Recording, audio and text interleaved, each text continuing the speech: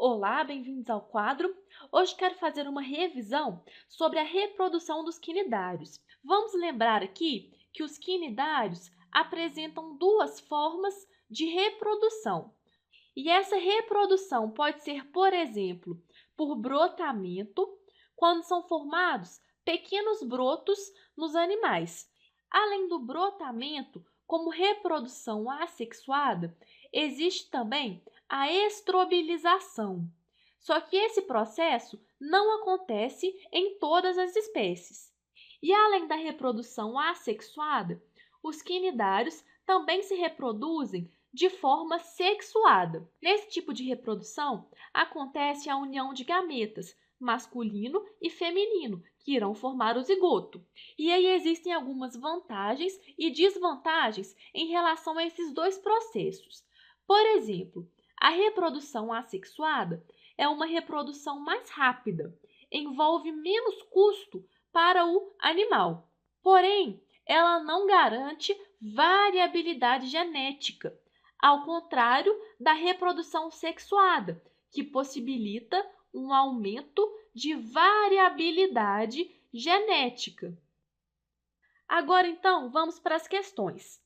A primeira é uma questão da UEL e fala o seguinte: a figura a seguir mostra parte do ciclo de vida de uma hidra. Explorando um pouquinho essa figura, nós temos aqui duas hidras e, neste caso, são hidras dioicas. Existe uma hidra feminina, que é esta daqui, que apresenta o ovário, e uma hidra masculina, que vai produzir os espermatozoides.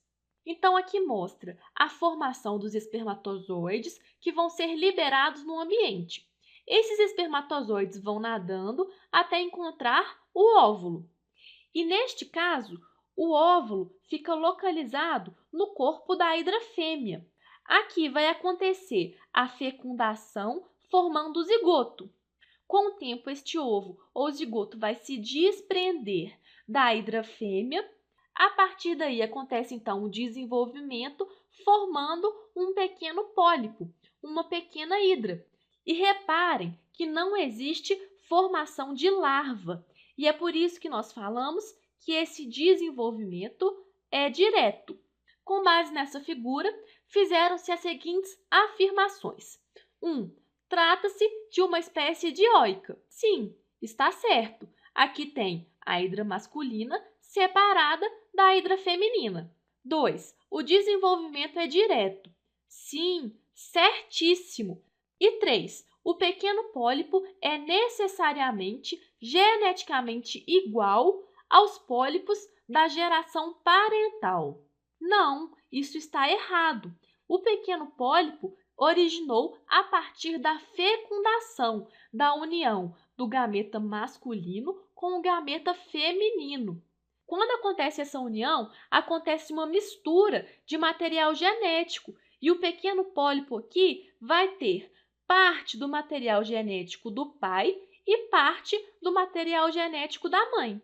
Então, estão certas as afirmativas 1 e 2. Letra D. E para fechar essa aula, também escolhi essa questão que é bastante interessante.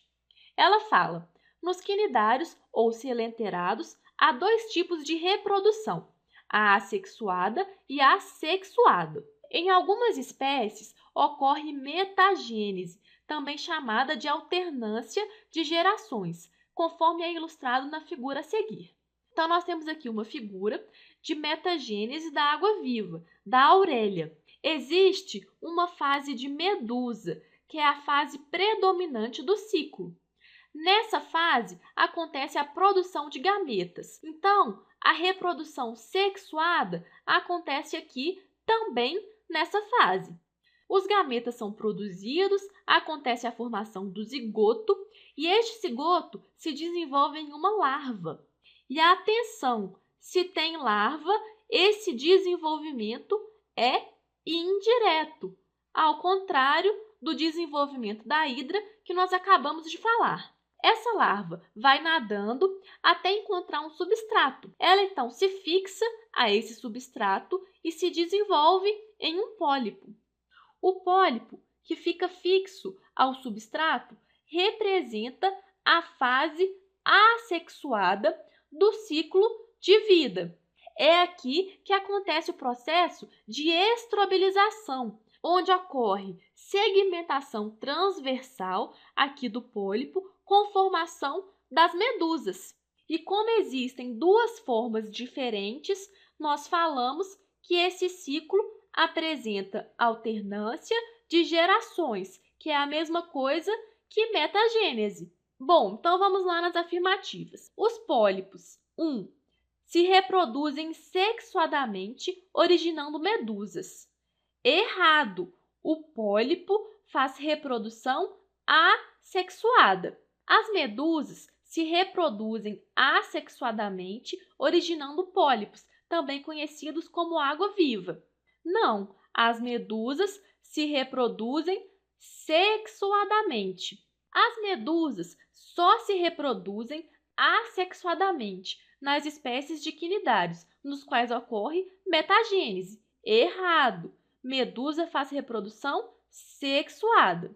Da união de um gameta masculino de um indivíduo com o gameta feminino de outro indivíduo, resulta a célula 3, que originará uma larva, após várias divisões celulares. Aqui, a célula 3 é o zigoto, que se forma a partir da união dos gametas. Esse zigoto vai se desenvolver em uma larva. Está certo. A larva nada até se fixar em uma rocha, onde se desenvolverá até tornar-se um pólipo.